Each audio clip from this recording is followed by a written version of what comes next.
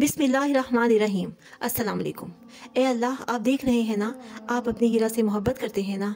मुझे सिर्फ अल्लाह की मोहब्बत चाहिए और कुछ नहीं चाहिए। ये अल्फाज वो उस वक्त अदा कर रही थी जब उसे बेरहमी से कत्ल किया जा रहा था, और कत्ल करने वाले कोई गैर नहीं, उसके अपने थे। ये कहानी एक भारतीय हिंदू लड़की और उसके चचा के घर घूमती है। लड़की का फर्जी नाम हमने नेहा रखा है। इनका ताल्लुक भारत के एक गाँव बधाना से था। नेहा बहुत मासूम, हर एक से घुल मिल जाने वाली, दोस्ताना मिजाज रखने वाली 14-15 साल की एक बच्ची थी। वो अपने खानदान से बहुत मोहब्बत करती थी और एक जज्बाती लड़की थी। नेहा का बाप और चचा कट्टर हिंदू थे, इस्लाम और मुसलमानों से सख्त नफरत करने वाले। उसका चचा गुस्से और नफरत में बाप से भी बढ़कर था। जब हिंदू मुस्लिम फसादात होते तो वो मुसलमानों का कत्ले आम करने और उनकी इमलाक को नुकसान पहुंचाने में पेश होता।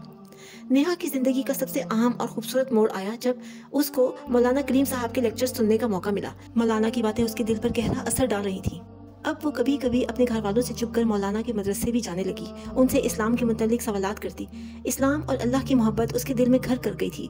उसने जल्द ही इस्लाम कबूल कर लिया, लेकिन अपने घर वालों से इस बात का तज़किरा नहीं किया, क्योंकि जानती थी कि वो ये बर्दाश्त नहीं कर पाएंगे। उसने अपना नाम हीरा रख लिया। याद रहे, ये नाम फर्जी नहीं, बल्कि गारे हीरा के वाक़े से मुतासिर होकर उसने अपने लिए नाम पसंद किया। अब कभी कभी अपनी माँ को भी हल्के फुल्के अंदाज में इस्लाम के बारे में बताने लगी। माँ डांट कर खामोश करा देती।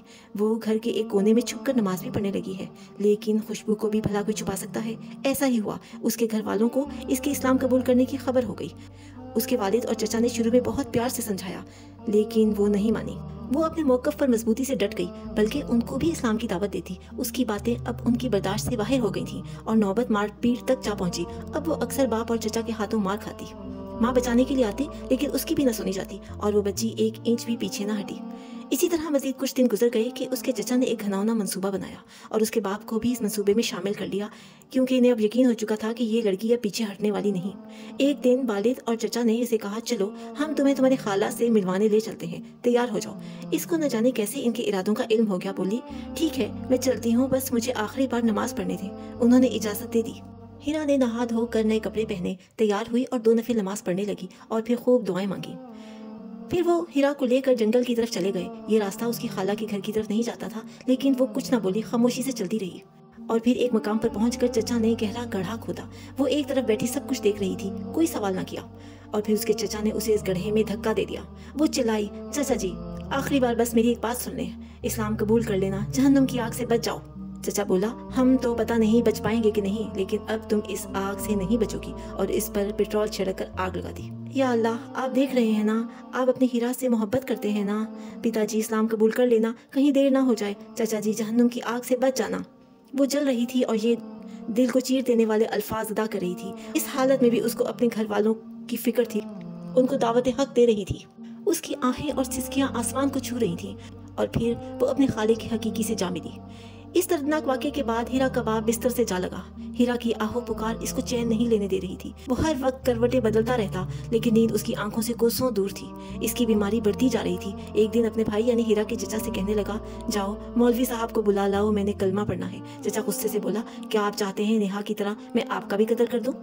हीरा के बाप ने उसके गुस्से की कोई परवाह नहीं की और मुसलसल इसरार जारी रखा। वो कहता था, जाओ कहीं देर ना हो जाए, जल्दी जाओ कहीं देर ना हो जाए। अपने भाई की बढ़ती हुई बीमारी को देखते हुए वो मौलवी साहब को ले आया और हीरा के वालिद ने कलमा पढ़ लिया। अब वो बहुत पुरसुकून हो गया था। बस वो अपनी बेटी को बहुत याद करता था और कहता था, मैंने अपने हाथों ही अपनी बच्ची का कत्ल कर डाला, या अल्लाह मुझे माफ़ कर दे। और फिर कलमा पढ़ने के ठीक 2 दिन के बाद वो अल्लाह को प्यारा हो गया। और कुछ अरसे के बाद हीरा की माँ ने भी इस्लाम कबूल कर लिया। अब उस घर में सिर्फ हीरा का चचा ही था जो अभी तक इस्लाम की रोशनी से महरूम था। बड़े भाई की वफात से वो बिल्कुल टूट चुका था। वो जहाँ भी जाता हीरा की चीखें उसका ताकुब करती, तन्हाई में उसकी आवाज़ें सुनाई देती, चाचा जी इस्लाम कबूल कर लेना, जहन्नुम की आग से बच जाना। उसको अपने जराइम का भी शिद्दत से एहसास होने लगा था। वो मजालिम जो इसने मुसलमानों पर ढाए थे, वो अब हालात से थक चुका था। और एक सवाल उसके जहन में बार बार आता कि आखिर हीरा के पास ऐसी कौन सी ताकत आ गई थी कि इतने मजालिम सहने के बावजूद भी वो कमज़ोर सी लड़की 1 इंच भी पीछे न हटी। ये ईमान आखिर क्या चीज़ है जो इंसान को इतना मजबूत बना देता है? उसने फैसला किया कि वो इस राज को मालूम करके रहेगा। फिर एक दिन ऐसा आया कि वो भी मौलाना कलीम साहब के मदरसे जा पहुंचा। हीरा के हवाले से अपना तारुफ कराया और इस्लाम के मुतालिक सवालात किए, और इसके अलावा अपने गुनाहों का इतराफ़ भी किया। मौलाना ने उसे तसल्ली दी और कहा कि इस्लाम कबूल करने के बाद पिछले तमाम गुनाह अल्लाह ताला माफ़ फरमा देते हैं, और कुरान पाक का हदिया भी पेश किया। ہیرا کے چچا کو اس بات نے بہت تسلی دی۔ اس نے قرآن پاک کا مطالعہ شروع کر دیا اور پھر ایک دن ایسا آیا کہ اس کا بھی دل بدل گیا اور اس نے بھی ایمان کا وہ راز پا لیا، وہ روشنی پا لی اور پھر اسلام قبول کر لیا، اور پھر اس نے اپنا نام عبداللہ رکھا۔ اب اپنے پچھلے گناہوں کے کفارے کے طور پر مسلمانوں کی مدد کرتا، فسادات کے دوران ان کی جان و مال کی حفاظت کرتا، اور اگر ہندوؤں کا کوئی گروہ حملے کا ارادہ کرتا تو پہلے سے ہی مسلمانوں کو خبردار کر دیتا۔ عبداللہ کہتا ہے مجھے امید ہے اللہ مجھے معاف کر دے گا۔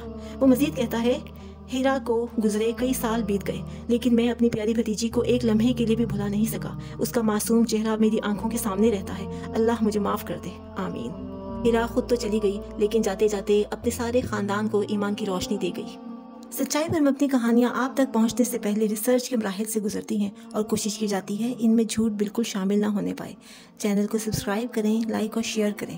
ایمان افروز کہانیوں کو دوسروں تک پہنچانے میں ہمارا ساتھ دیں کیونکہ یہ صدقہ جاریہ ہے۔